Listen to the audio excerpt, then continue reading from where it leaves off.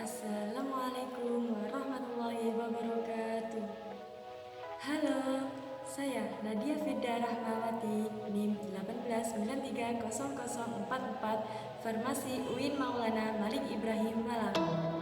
Nah, video kali ini guna untuk memenuhi tugas ujian akhir mata kuliah Perilaku Sehat dengan dosen pengampu Ibu Mailina Ratna. Nah, simak video kali ini ya.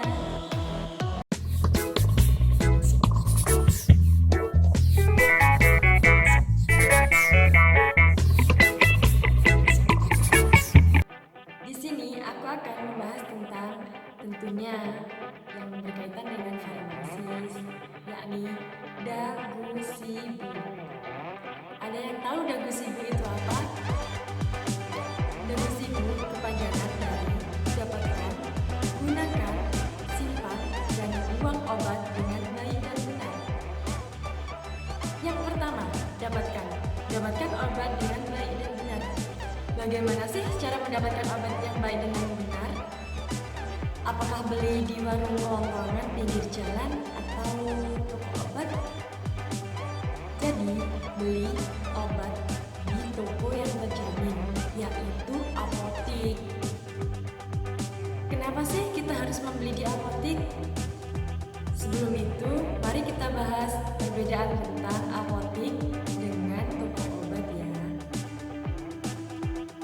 Toko obat memang basicnya menjual obat, tapi menjual obat dengan golongan bebas saja.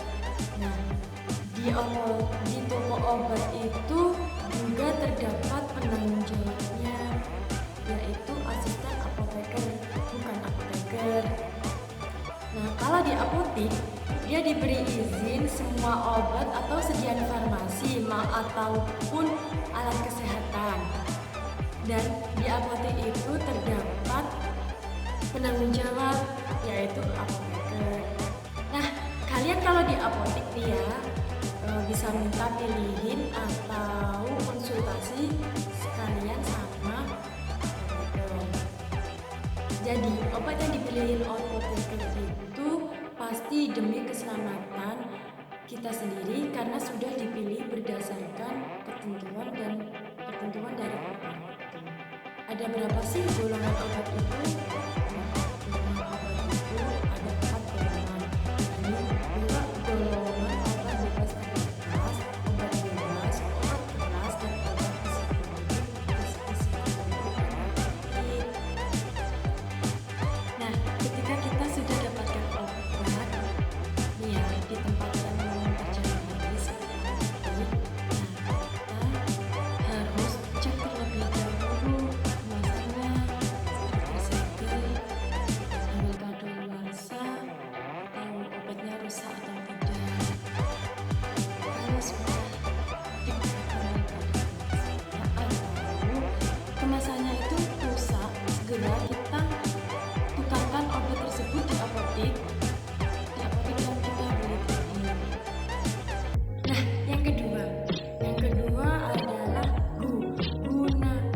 gunakan obat dengan baik dan benar. Jadi, gunakanlah obat sesuai indikasinya atau sesuai aturan dosisnya, sesuai aturan pakai, dan sesuai cara pemberiannya. Dan jangan menggunakan obat secara berlebihan.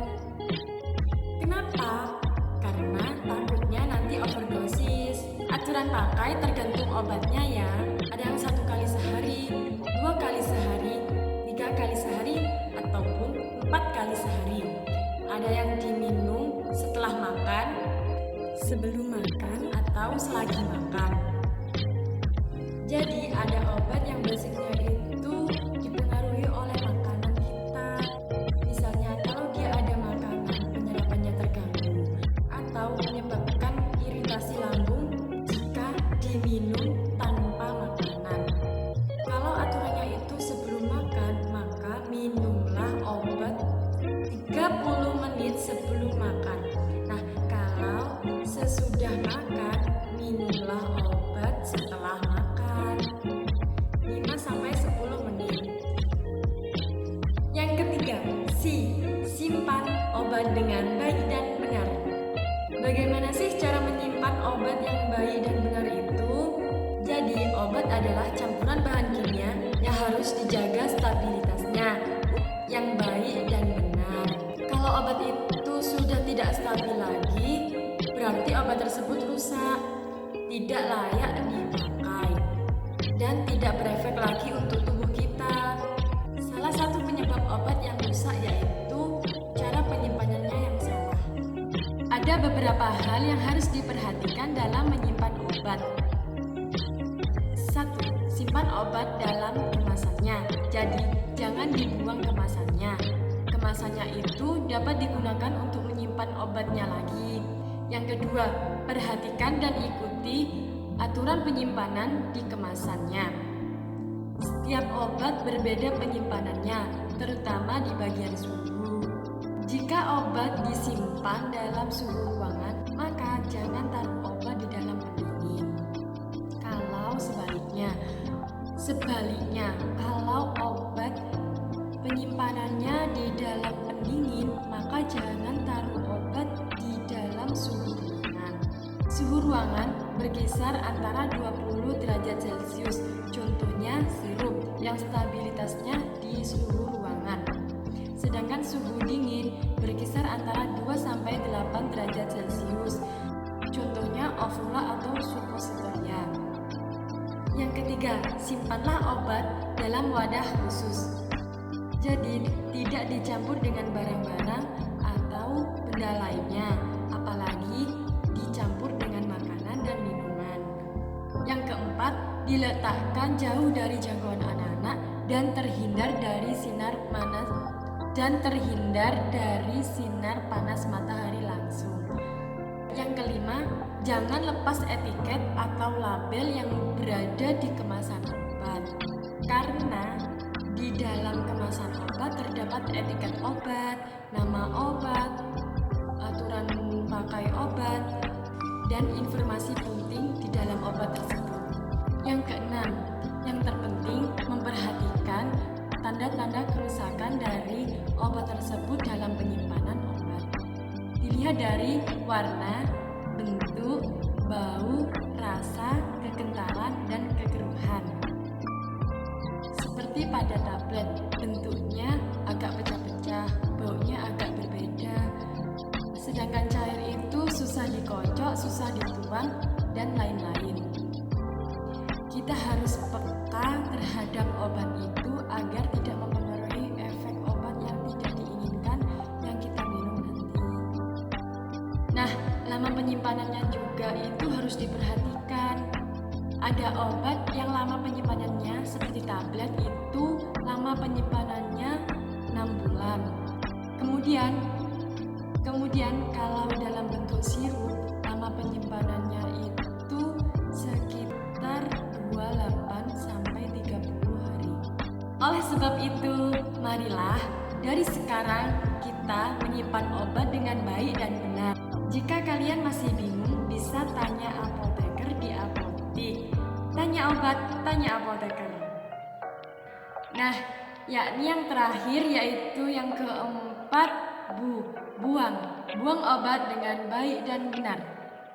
Obat yang harus dibuang adalah obat yang kadaluarsa, obat yang rusak, ataupun obat yang sudah tidak layak pakai. Penyebab kerusakan obat adalah udara yang lembab, sinar matahari, ataupun suhu yang tidak sesuai.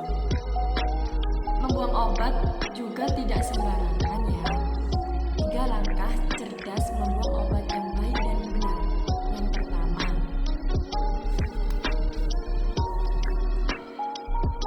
keluarkan obat dari bungkusnya dan hilangkan semua informasi yang tertera pada obat. Jadi, semua label, etiket pada kemasan obat itu dihilangkan. Lalu yang kedua, sediaan padat dihancurkan dan kemudian dicampurkan dengan air atau tanah dan ditaruh di wadah tertutup. Yang ketiga, untuk pembuangan sediaan cair dapat dibuang ke saluran pembuangan air.